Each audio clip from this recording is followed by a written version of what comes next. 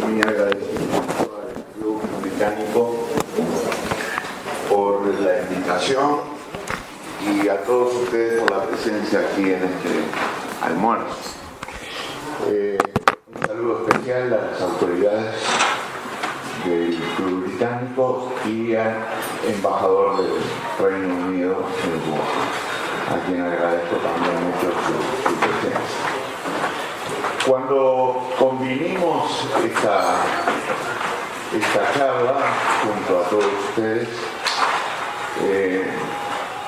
comentamos la posibilidad de hablar de las perspectivas de la economía uruguaya, y a mí me gustaría hoy comentar algunos aspectos que hacen que estas perspectivas, según nuestra opinión, sean muy buenas. Vamos a repasar algunos factores materiales, como los que tienen que ver con la producción, el crecimiento, pero también algunos inmateriales, algunos intangibles, que en nuestra opinión, sin embargo, tienen una enorme influencia en el comportamiento económico de Uruguay y por lo tanto en las perspectivas de futuro. Yo les voy a proponer entonces destacar precisamente el proceso de diferenciación que desde varios puntos de vista ha logrado la economía uruguaya en los últimos años, su solidez financiera, particularmente teniendo en cuenta el hecho de que este es un respaldo muy importante para enfrentar lo que desde ya podemos definir como la principal vulnerabilidad de nuestra economía, que es la fiscal, y los nuevos desafíos que tendremos que encarar en el futuro precisamente para fundamentar las reflexiones que trataremos de extraer del tratamiento de todos estos temas. La luminosidad tiene aspectos positivos y aspectos negativos. Los positivos son de que tenemos un hermosísimo día que ojalá podamos seguir disfrutando en el futuro. Los negativos es que ustedes van a ver muy poco en la pantalla o con poca claridad, pero trataremos de sustituir la falta de visión perfecta con las aclaraciones que haya que prestar al respecto. A mí me gustaría repasar 4 temas, como les dije antes, algunos de importancia directamente material, otros intangibles que sin embargo tienen mucha influencia en los aspectos materiales de la economía. Y por eso estamos hablando de un desempeño económico robusto como el que ha tenido Uruguay últimamente, con sólidas bases institucionales. Como les decía antes, el crecimiento diferencial en la región, que hace que Uruguay, desacoplado de un vecindario muy complicado, haya podido mantener cierto rumbo fundamental, que es el que hace que pronostiquemos buenas perspectivas de futuro, un amplio nivel de reservas del gobierno y una estructura de deuda con un mejor perfil de riesgo que en el pasado, lo cual refiere a la solidez financiera de la que hablábamos hoy y que es un fundamento importante para encarar el tema fiscal en el Uruguay, y luego un plan de inversiones en infraestructura que va directamente a atacar una variable económica que ha tenido un comportamiento relativamente deprimido en los últimos tiempos, en los tiempos más recientes, y los cuales hay que enfrentar para revertir. En primer lugar, en materia de desempeño macroeconómico robusto y sólidas bases institucionales no podemos dejar de mencionar que Uruguay viene de desarrollar un periodo de 14 años de crecimiento consecutivo. Nunca había ocurrido esto en la historia del país. 14 años de crecimiento ininterrumpido no se pueden ubicar en otro momento de nuestra historia, al menos desde que tenemos documentación para analizar la evolución de la economía. Alcanzando, como en el periodo 2005-2014, un promedio de crecimiento de casi 5%. Para ser más exactos, 4,6%, que es lo que marca la línea roja que ustedes ven aquí. Y también esta gráfica nos está mostrando la desaceleración que tuvo Uruguay al comienzo de este periodo de gobierno. Uruguay nunca dejó de crecer, pero sin embargo tuvo una reversión importante del crecimiento que marca el promedio indicado por la línea roja. Y luego, en los tiempos más recientes, hasta llegar al año pasado, cuyo cierre estadístico todavía no tenemos, las cuentas nacionales en Uruguay tienen un desarrollo con relativo atraso que también tenemos que mejorar, dicho sea de paso, porque la estadística económica es muy importante a los efectos de tomar decisiones. Ustedes pueden percibir que Uruguay retomó niveles de crecimiento un poco más importantes como los que tenía antes en los años 16 y 17. Ahí, en la última barra de la derecha, ustedes ven una estimación de 2% de crecimiento. Esa estimación la vamos a corregir. Y la vamos a corregir para aumentarla, porque de acuerdo con nuestra información en el Ministerio de Economía, el año 2017 va a cerrar con un 3% de crecimiento, lo cual no es una mala cifra en absoluto, dada la situación regional y de los vecinos. Y al mismo tiempo, para 2019 también tenemos una previsión que no es inferior a 3% de crecimiento. Este ha sido relativamente alto en comparación con la región. Y vuelvo a repetir esta reflexión porque es una parte importante de lo que llamamos recién desacople y diferenciación de Uruguay, lo cual en un mundo no solo globalizado, sino financieramente cada vez más interconectado, es muy importante tener una identidad propia y distinta. Una identidad propia y distinta, sobre todo cuando se forma parte de una región con problemas. Y sobre todo cuando somos los vecinos de dos grandes economías, como la brasileña y la argentina, que han tenido severos problemas económicos que ojalá superen lo antes posible y que de alguna manera contagian o contaminan la posibilidad de que Uruguay también tenga problemas desde este punto de vista. De modo que diferenciarse, como lo está mostrando esta gráfica en materia de crecimiento, es muy importante. No solo en materia de crecimiento, también, y ustedes perdonen la reiteración, en materia de algunos factores intangibles que después veremos. Pero aquí ustedes están viendo que en las últimas mediciones, luego de que Uruguay retoma niveles de crecimiento más importantes que a comienzos del periodo, son indudablemente más altos que los de muchos países de la región. La comparación es la que se muestra a la derecha de esta gráfica.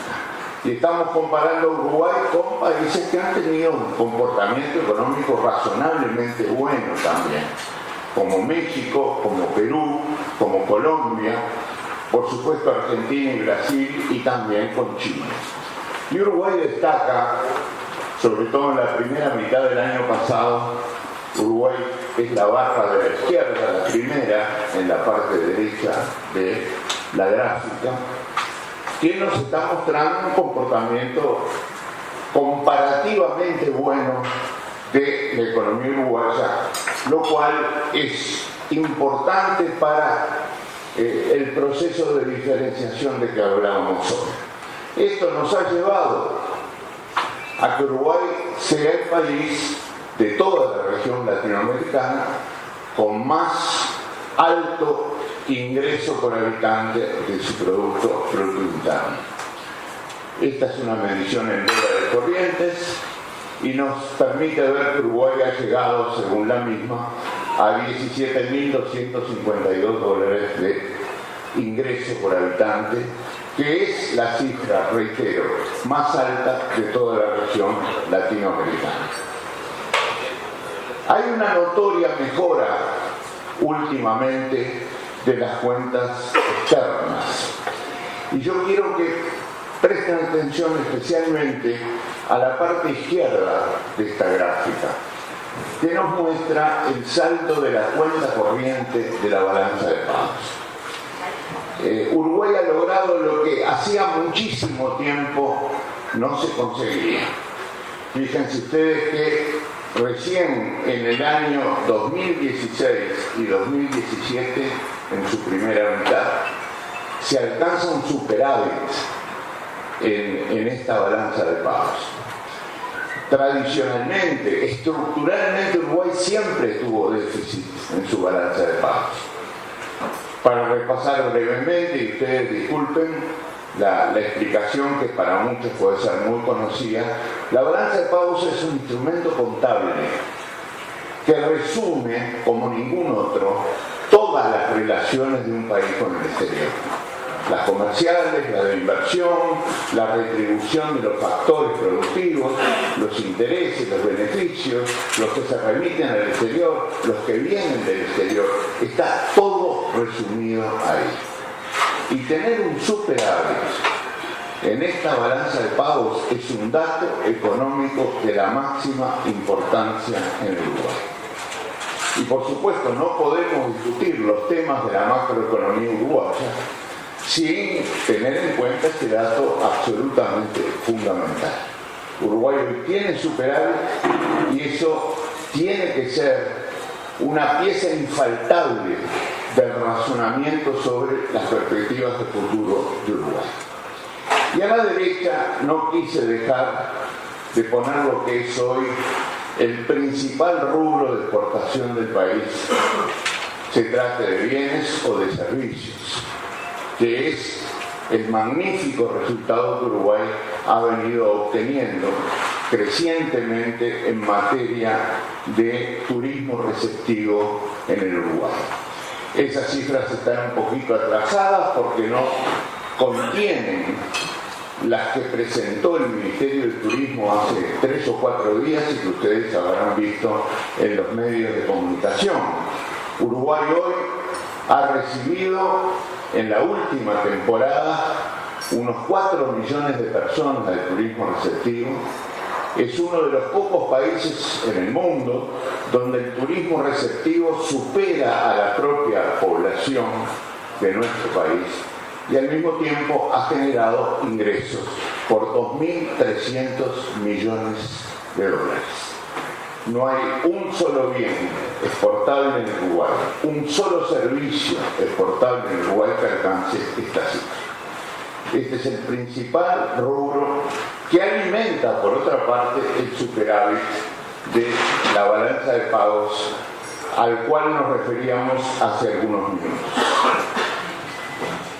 Y esto tiene que ver también con una holgada posición de liquidez internacional, que para un país que, entre otras cosas, está luchando contra un desequilibrio fiscal, es muy importante. Porque una cosa es luchar contra el desequilibrio fiscal sin liquidez y otra cosa es desarrollar esa lucha con la serenidad que siempre da el tener una posición financiera holgada. Y acá, en esta presentación gráfica que ustedes están observando, además de la evolución creciente de las reservas internacionales del Uruguay, se percibe que han llegado a superar los 15.000 millones de dólares estoy hablando de todas las reservas, y hago esta aclaración porque luego vamos a ver una parte de esas reservas que importa especialmente, que son las del gobierno central. Y a la derecha, una comparación con los países de América Latina. Una vez más incluimos a países con comportamiento macroeconómico muy serio, muy razonable, como son Perú, Colombia, México, Chile, además de Brasil y Argentina, que son los vecinos. Y Uruguay aparece con reservas internacionales que equivalen a la cuarta parte de todo lo que producimos en un año.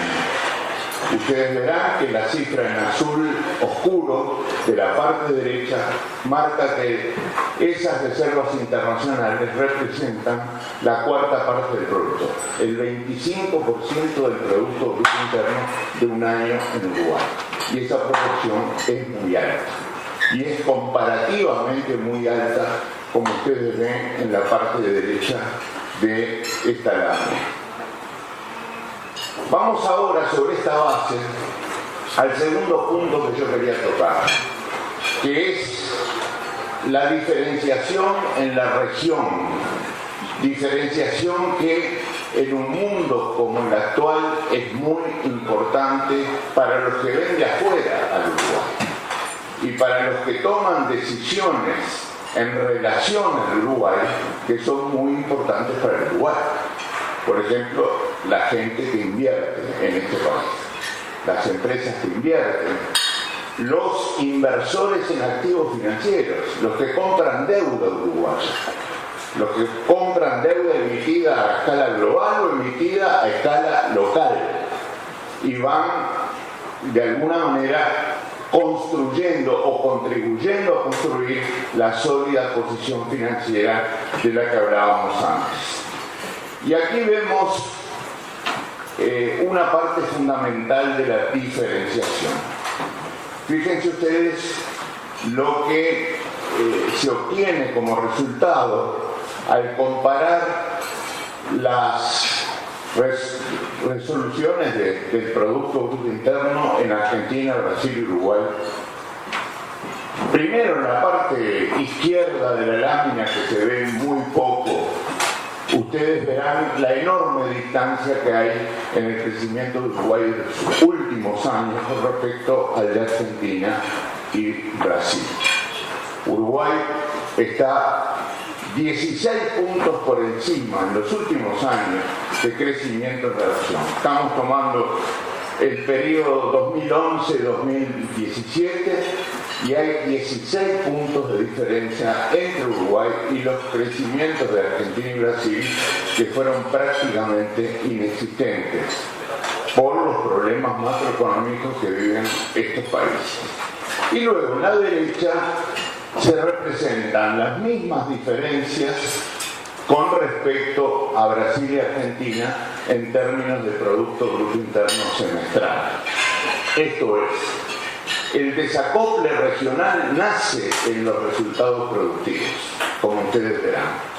Está Uruguay completamente diferenciado desde este punto de vista. Y esta diferenciación nació en otro concepto que no podemos confundir porque es distinto, pero tiene que ver con el anterior, que es la diversificación de mercados que ha realizado Uruguay en los últimos tiempos. Aquí estamos comparando el año 2001 con el año 2016 para que se vea bien la diferencia.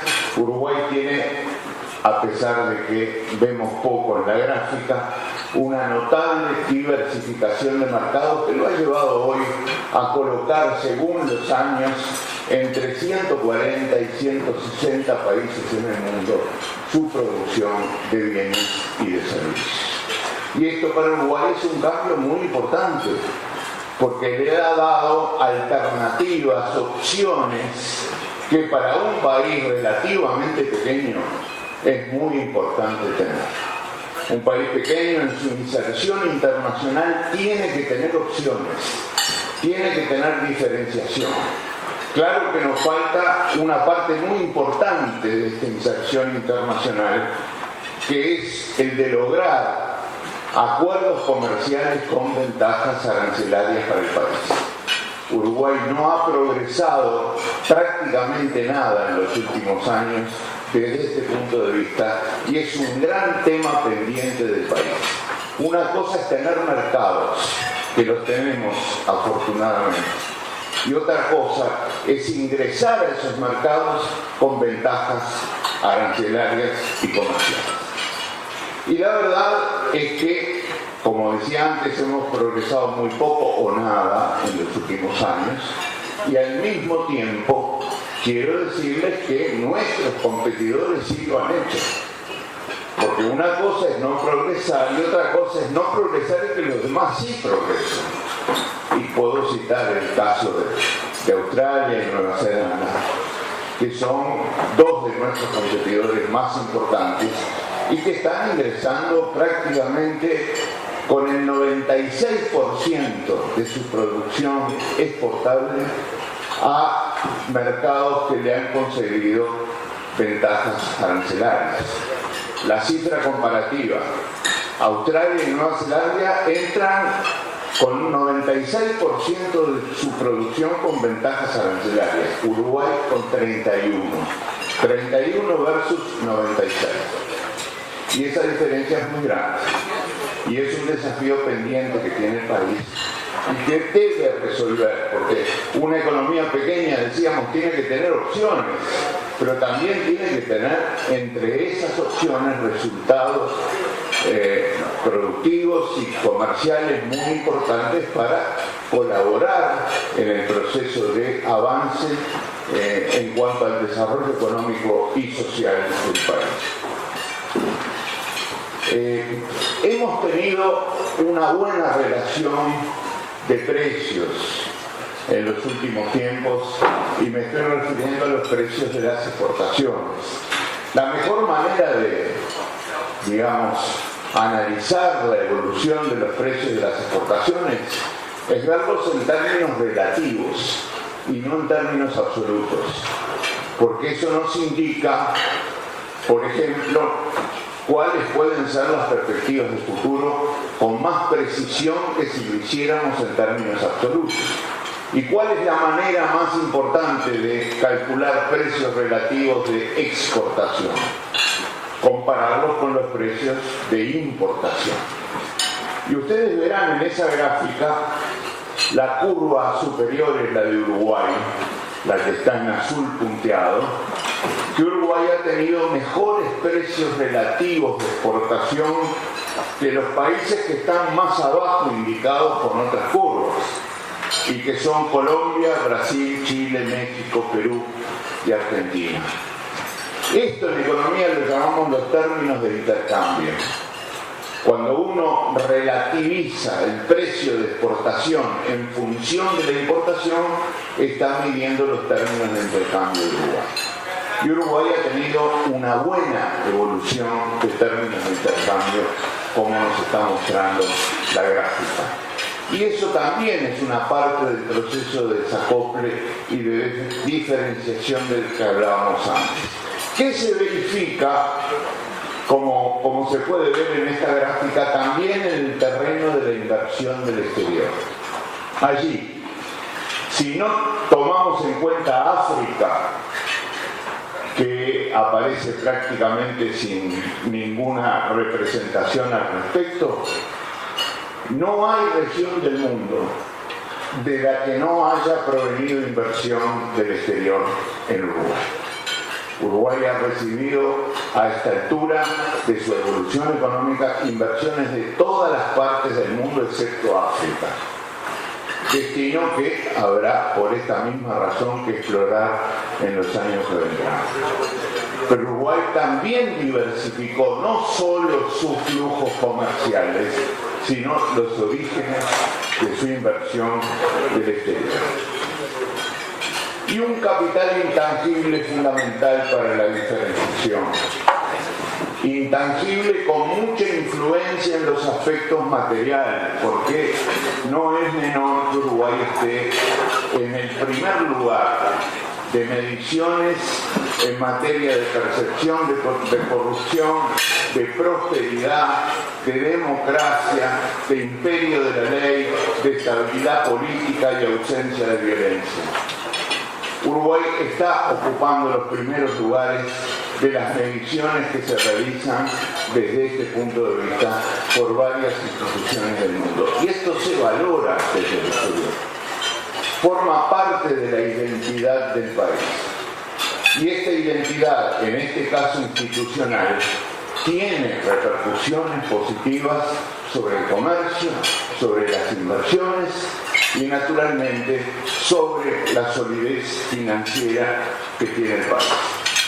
Por eso ahora no voy a hablar del país en su conjunto, sino en particular del gobierno, para que veamos que la solidez financiera y las reservas financieras que tiene el país también refieren a lo que llamamos en general gobierno central, que es una parte del Estado en la que obviamente se toman decisiones muy importantes para la economía uruguaya.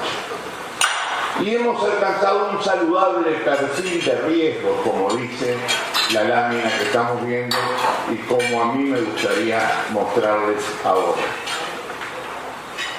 En primer lugar, la gestión de la deuda desde hace años en Uruguay viene persiguiendo el objetivo de la prefinanciación.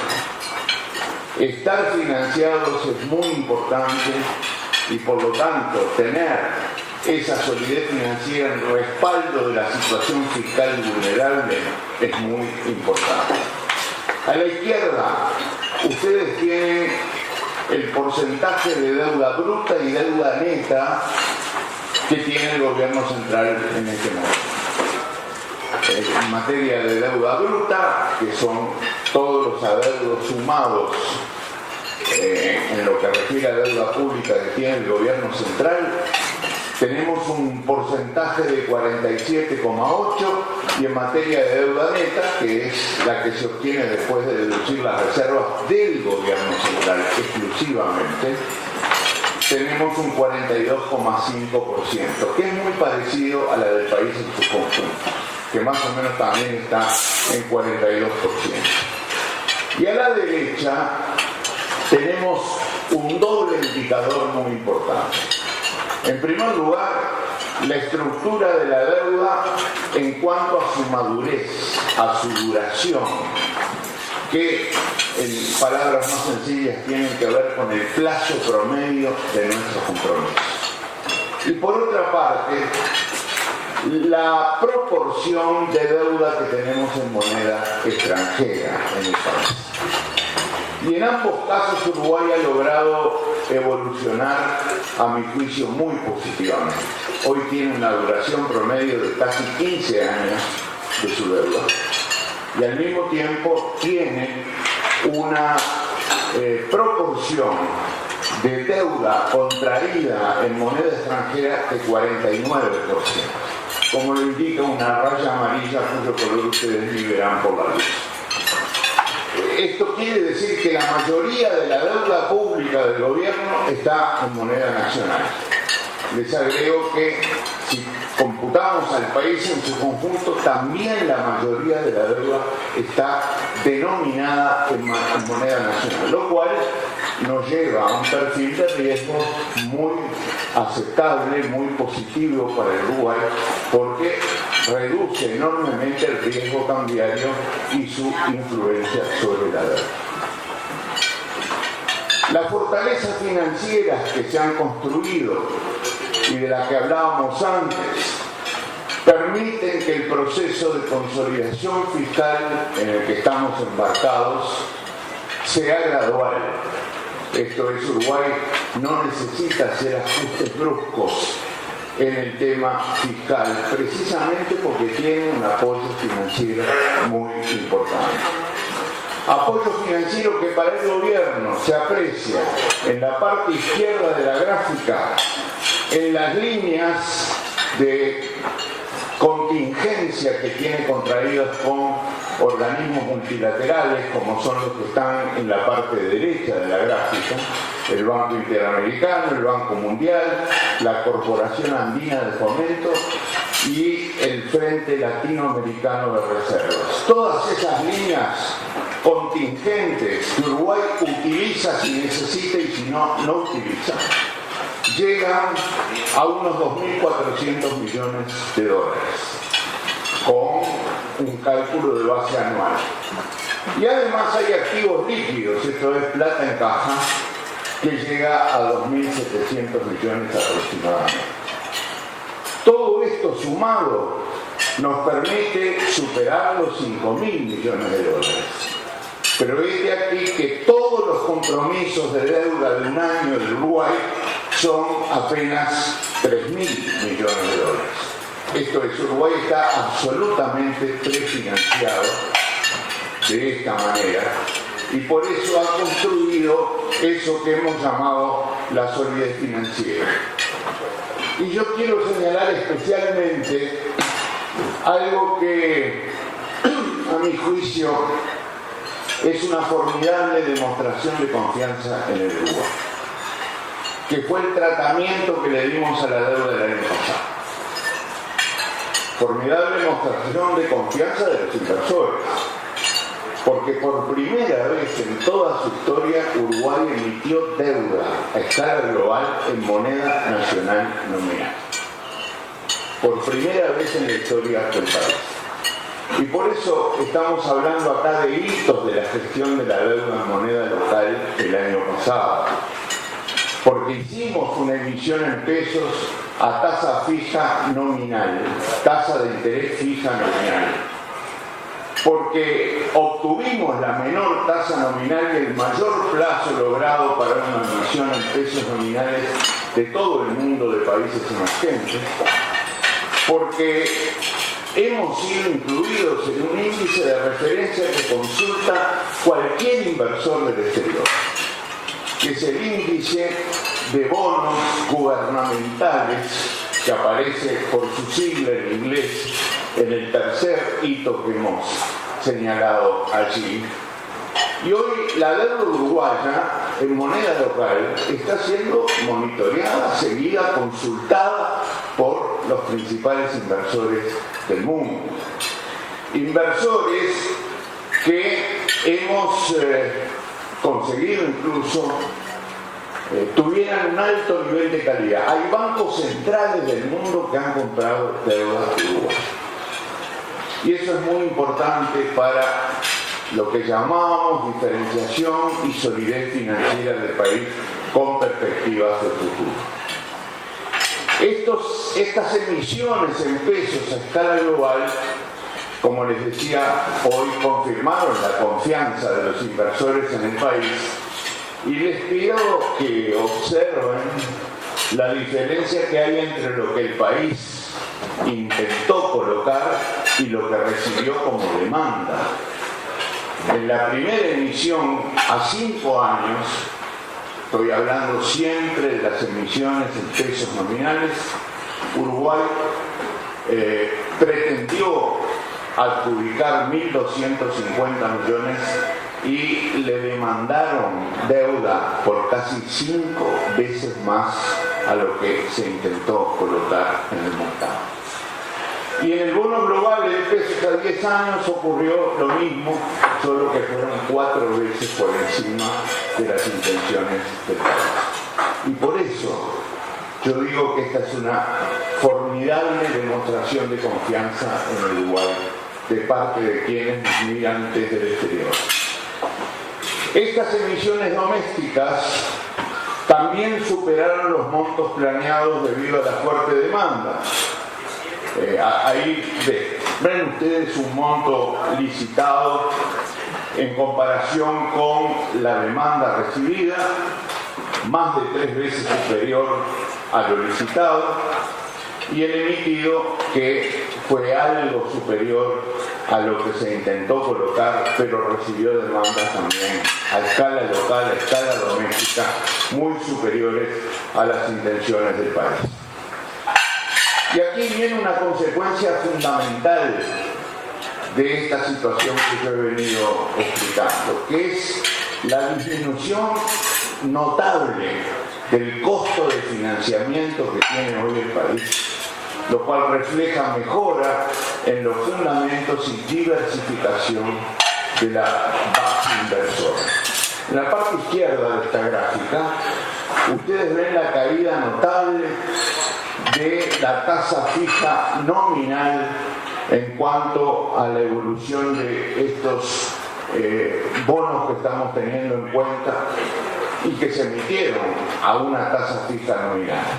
Hay una evolución en prácticamente un año que va del 15% de interés a 8% de interés. Repito, esto es una tasa fija nominal. Y luego a la derecha, la emisión en unidades indexadas, que va de 5.3 a 2.3, que es la tasa que se está pagando hoy en el mercado, básicamente. Si ustedes comparan una con la otra, 8% nominal, 2% en la unidad indexada, están apreciando que el mercado asume una tasa de inflación del 6%, que es la diferencia entre la emisión nominal y la emisión en unidades indexadas.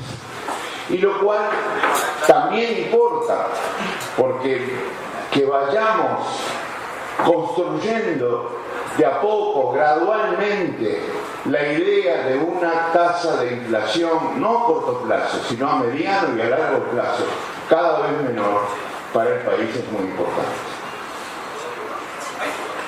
Aquí se ve lo mismo, pero desde otro punto de vista. Estas son las curvas de rendimiento de las emisiones, a la izquierda en pesos nominales, a la derecha en unidades indexadas.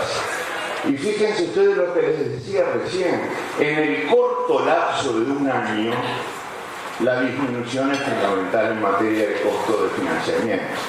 A la izquierda, fíjense la curva de rendimientos que había en 2016 para pesos nominales. Y luego, mucho más abajo, la que tenemos un año después.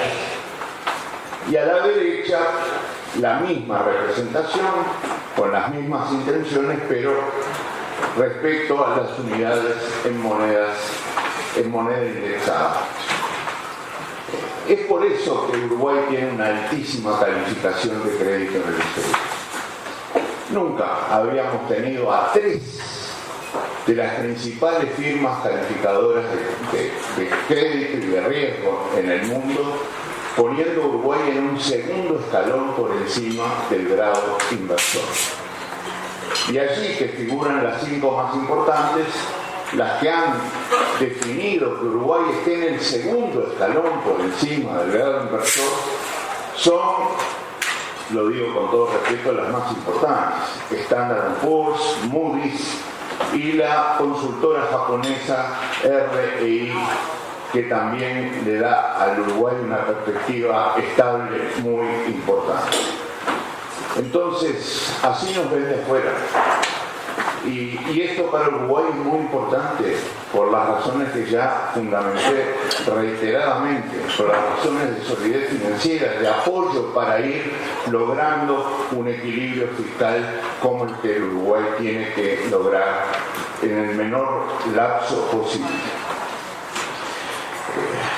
Yo les decía, y con esto ya comienzo a finalizar esta exposición, que la inversión ha tenido un comportamiento relativamente deprimido en los últimos tiempos y que es necesario que Uruguay trabaje sobre esa variable de inversión para reforzarla. El crecimiento tiene 3 grandes motores: el consumo interno, el consumo externo, esto es la exportación, y la inversión que se realiza en el país, de adentro y de afuera. En los últimos tiempos, y sobre todo el año pasado, Uruguay creció en base a consumo y exportaciones, pero no en base a inversión. Y eso no puede ser, porque la inversión de los 3 motores es el más profundo, el más estructural, el más durable, el más claro, el más sostenible. Y Uruguay no puede permitirse tener una tasa de inversión como la que hubo el año pasado en el Uruguay. Entre otras cosas porque demostró antes que podía alcanzar tasas de inversión mucho más altas. Y por eso es que ahora el gobierno está reforzando los estímulos a la inversión. Ustedes los habrán visto en los medios de comunicación en los últimos días.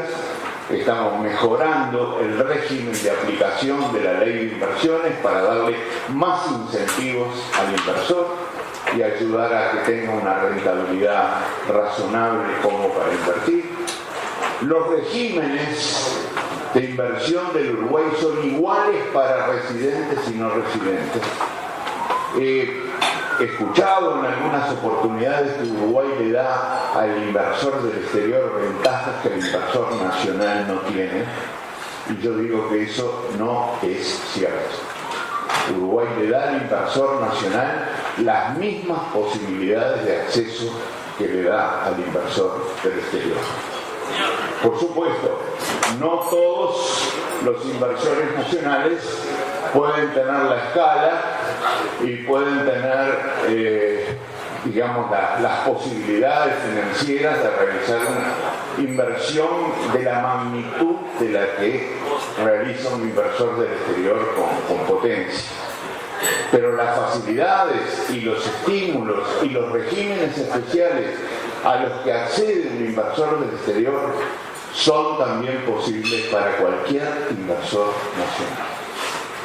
Y eso es lo que estamos tratando de reforzar con la mejora de los estímulos de la inversión que mencionaba recién, y también con este plan de infraestructura que el país se ha trazado, sobre todo para atacar los principales factores que componen la infraestructura, la capacidad física del país, que muestra deficiencias muy importantes que hay que superar.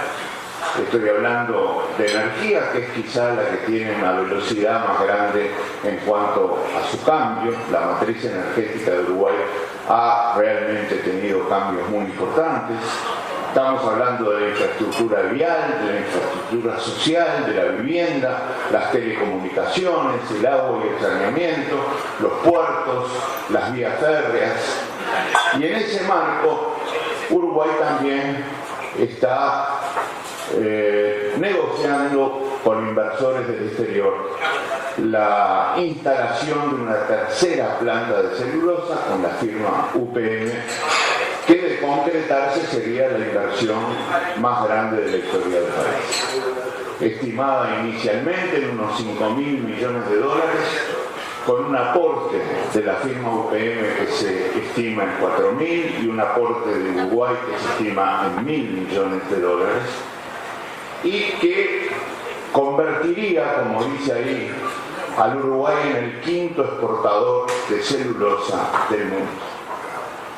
En realidad estamos esperando, en función de los elementos de juicio que hemos acumulado, un impacto de más de 2 puntos de crecimiento del producto, de crecimiento obviamente permanente del producto, un incremento de las exportaciones del orden de unos 1.000 millones de dólares para el país, lo cual sería muy importante en materia de bienes, un aumento de recaudación de unos 120 millones de dólares anuales en tributos como el impuesto a la renta, el impuesto al patrimonio, la generación de unos 8.000 puestos de trabajo directos e indirectos en lo que podríamos llamar el pico más alto de la ocupación de todo este proceso de construcción y explotación de la planta.